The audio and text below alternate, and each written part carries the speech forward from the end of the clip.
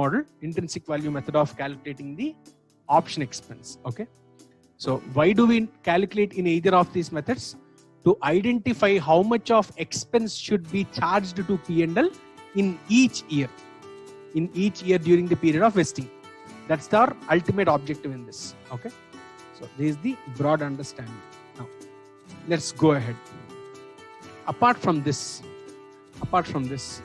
there are few more important things to be understood before we start with the problems. There is something called vesting conditions.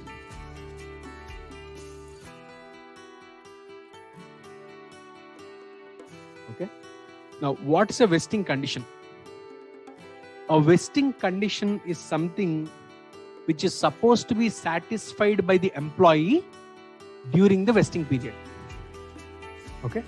Now, these vesting conditions can be either service conditions or performance conditions. Okay. That means in broad, you can categorize your vesting conditions into two. Number one, service condition. Second is performance condition.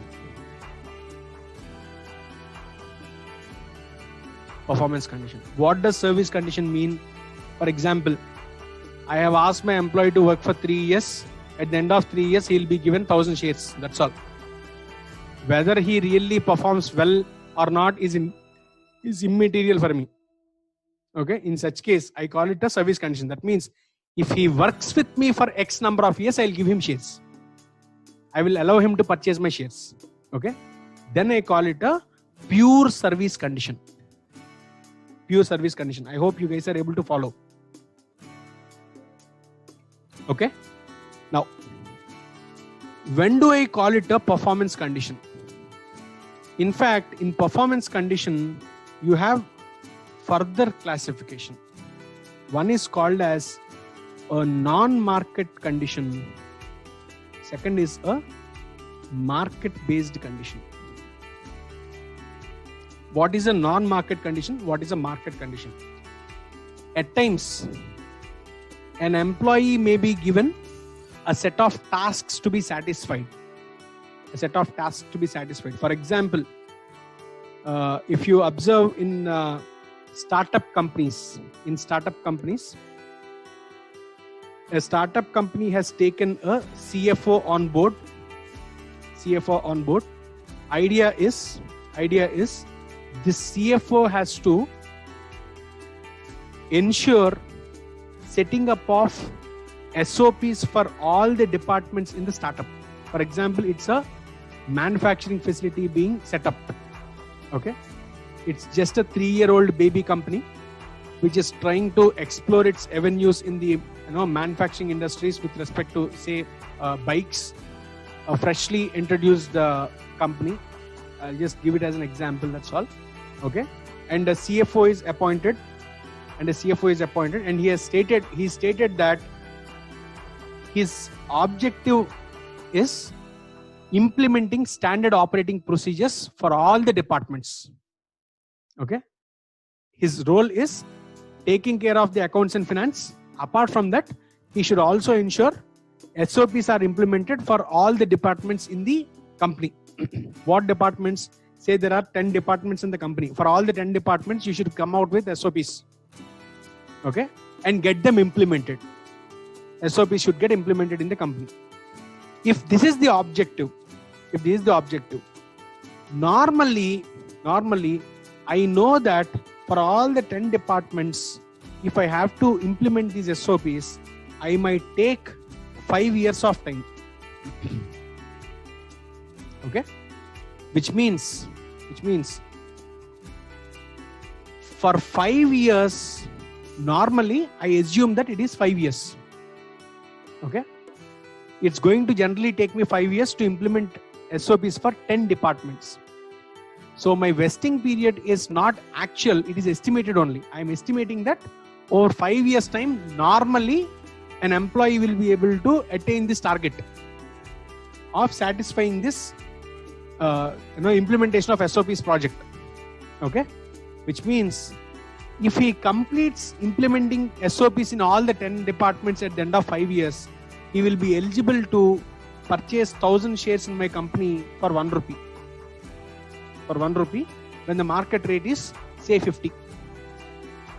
Okay, so in such case, I call it a non-market based condition. Now, where is this non-market here? Where is this non-market here? If he performs implementation of SOPs, that is sufficient. There is no linkage between his performance and market at all. Yes or no?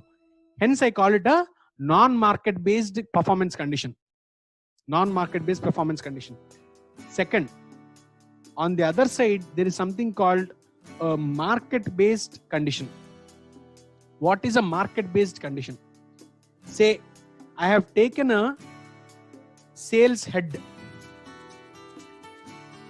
I've taken a sales head in my company and I told him that target is right now in the total 100% of market, I capture only 20% of the market. That means the market size, if it is 100, I am only able to sell to 20% of the market size. If you improve it from 20 to 25%, then I will give you 1000 shares in my company for free. 1000 shares in my company for free. Now, irrespective of amount of effort put in by the sales head, if he does not satisfy this target of 25%, he will not get any shares. Yes or no? What is actually important here is triggering this market condition of 25% of the market size. In such case, I will give him 1000 shares from my company. Okay, so these are how vesting conditions could be. Now, why do I need to understand all these vesting conditions? Anyways, I will account for number of years only. Here is the catch. If it happens to be a service condition, vesting period is directly given. Vesting period is directly given. However, if it happens to be a non-market or market condition, you might not be given with the number of years of vesting period. If you don't know vesting period, you will not know how much of option expense is to be written off in how many years. Yes or no? For that purpose, you need to understand this. Okay. If it happens to be a non-market performance condition, you go by,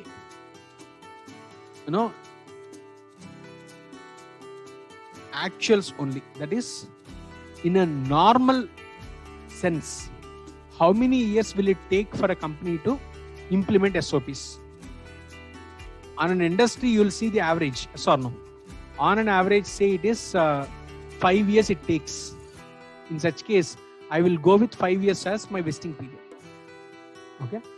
But when it comes to a market condition, you need to go only by estimates.